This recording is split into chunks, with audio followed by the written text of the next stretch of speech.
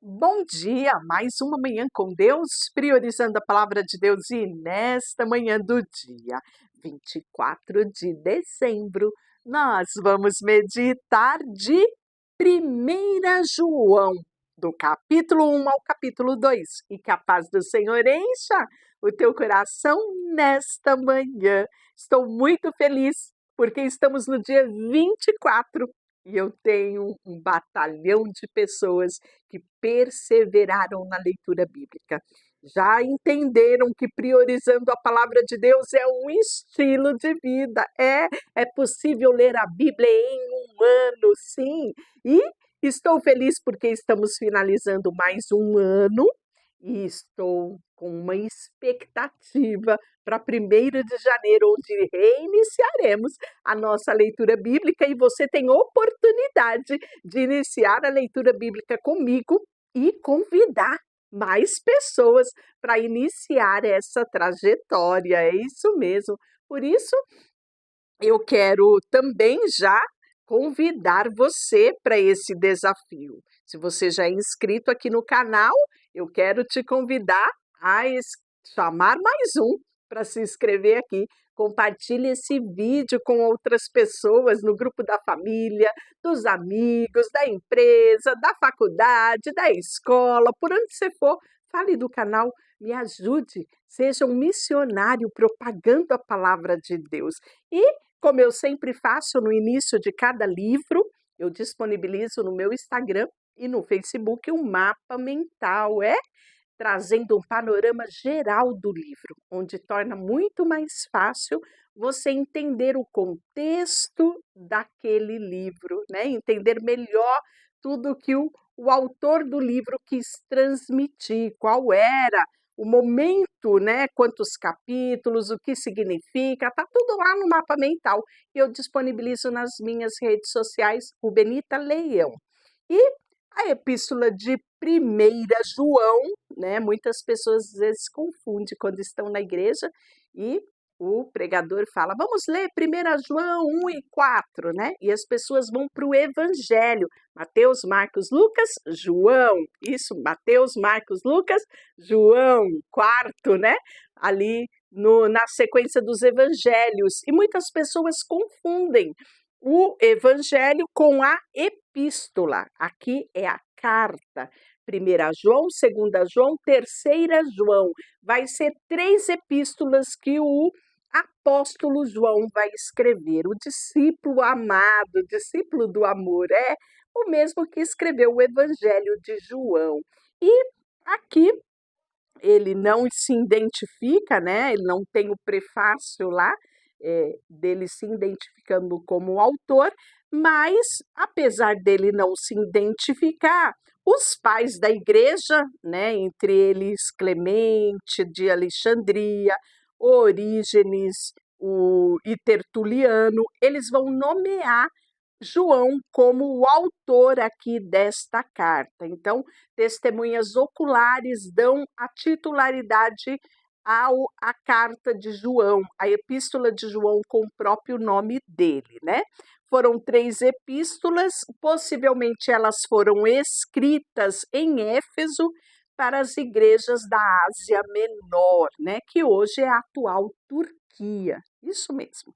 E os temas, né, são verdadeiras mensagens que falam do amor de Deus, do reconhecimento de Jesus como o Deus conosco, né, o divino, que apesar disso fala também da humanidade de Cristo, né, que habitou aqui em nosso meio. Vai falar muito de fé, que a fé ela vai produzir confiança. Então, ele começa o capítulo 1 falando sobre o verbo da vida e a comunhão de Deus. Ele começa assim: o que era desde o princípio, o que temos ouvido e o que temos visto com os nossos próprios olhos, o que contemplamos, as nossas mãos apalparam com respeito ao verbo da vida. Que interessante, não é? Porque o livro de João, no capítulo 1, sabe como ele começa? No princípio era o Verbo estava com Deus e o Verbo era Deus. Isso, o Evangelho de João, capítulo 1, ele inicia assim. Então não resta dúvida aqui de que foi João, o próprio escritor, né, que levou o nome do livro. Então, falando, ele diz assim: e a vida se manifestou e nós temos visto e dela damos testemunho.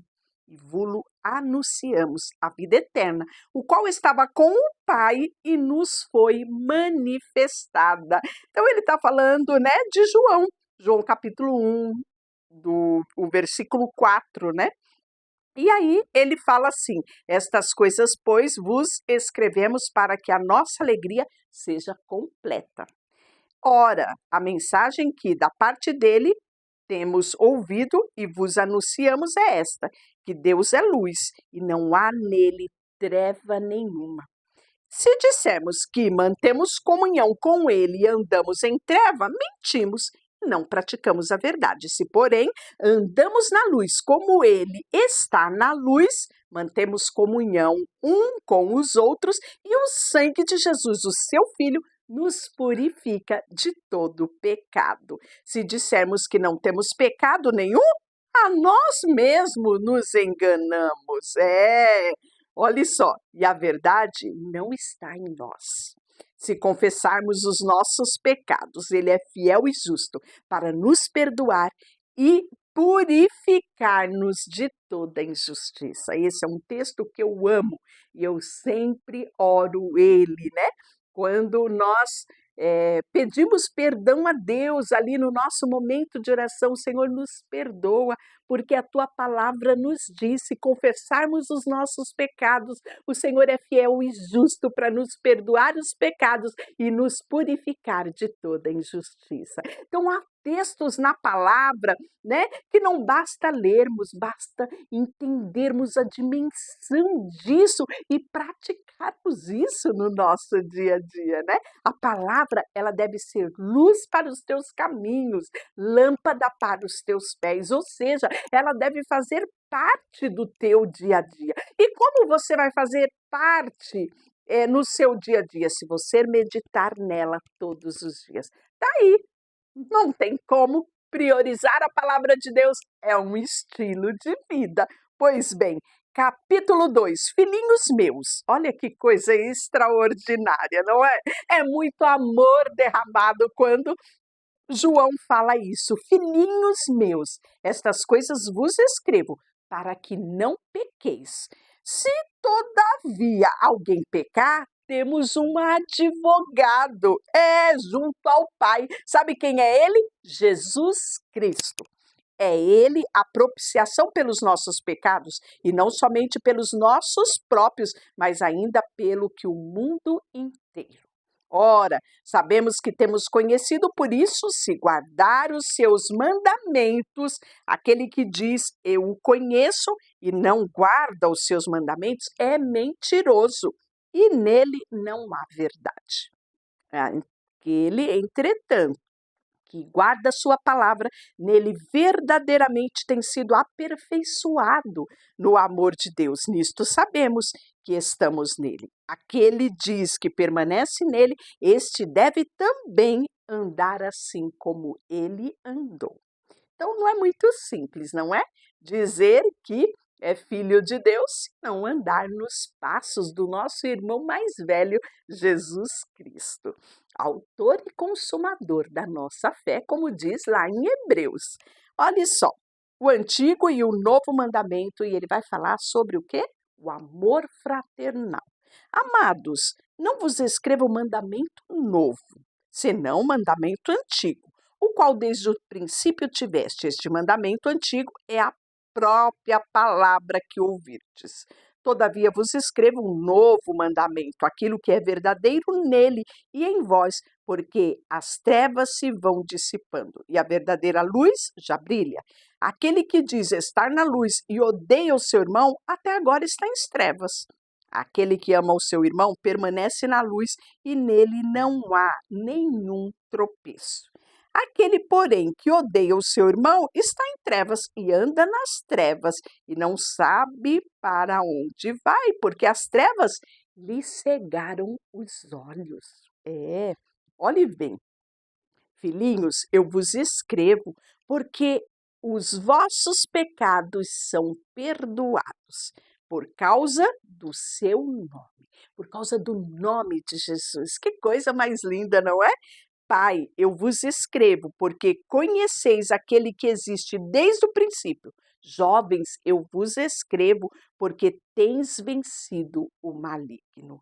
Filhinhos, eu vos escrevi, porque conheceis o Pai. Pai, eu vos escrevi, porque conheceis aquele que existe desde o princípio. Jovens, eu vos escrevi, porque sois forte, e a palavra de Deus permanece em vós, e tendes vencido o maligno.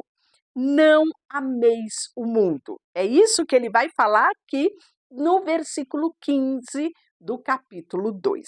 Não ameis o mundo, nem as coisas que há no mundo. E se alguém amar o mundo, o amor do Pai não está nele. Porque tudo que há no mundo, a concupiscência da carne, a concupiscência dos olhos, a soberba da vida, não procede do Pai. É isso mesmo, mas procede do mundo.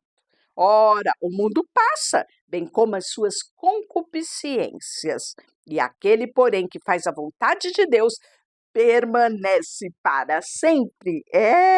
E aí ele vai falar sobre os anticristos, todos aqueles que se opõem a Cristo. Filhinhos, já é a última hora, e como ouvistes que vem o anticristo, também agora muitos anticristos têm surgido, pelo que conhecemos que é a última hora. Eles saíram do nosso meio, entretanto, não eram dos nossos, porque se tivesse sido dos nossos, teriam permanecido conosco. Todavia, eles se foram para que ficasse manifesto que nenhum deles é nosso. E vós possuís a unção que vem do Senhor, e todos tendes conhecimento. Não vos escrevi porque não saibais a verdade, antes porque saibais, e porque a mentira alguma jamais procede da verdade. Quem é mentiroso, senão aquele que nega Jesus Cristo? Este é o anticristo, o que nega ao Pai e também ao Filho. Todo aquele que nega o Filho, esse não tem o Pai. Aquele que confessa o Filho, tem igualmente o Pai. Permanecei vós o que ouvides desde o princípio, se em vós permanecer o que desde o princípio ouviste, também permanecereis vós no Filho do Pai. E esta é a promessa, e que ele mesmo nos fez a vida eterna. Isto é que vos acabo de escrever, é acerca do que vos procuram enganar. Quanto a vós outros, a unção que nele recebeste, permaneceis em vós, e não tendes necessidade de que alguém vos ensine, mas com uma unção vos ensina a respeito de todas as coisas, e a verdadeira, e não a falsa. Permanecei nele, como também ele vos ensinou. Filhinhos, agora, pois, permanecei nele, porque quando ele se manifestar, tenhamos confiança e dele não nos afastemos e envergonhados na sua vida. Se sabeis que ele é justo, reconhecei também que todo aquele que pratica justiça é nascido dele. Deixa eu orar por você? Senhor, nesta manhã, colocamos diante de Ti o nosso coração, a nossa vida. Queremos colocar diante de Ti, Senhor, as nossas fragilidades. Queremos colocar diante de Ti, sabendo que Tu se compadece de nós.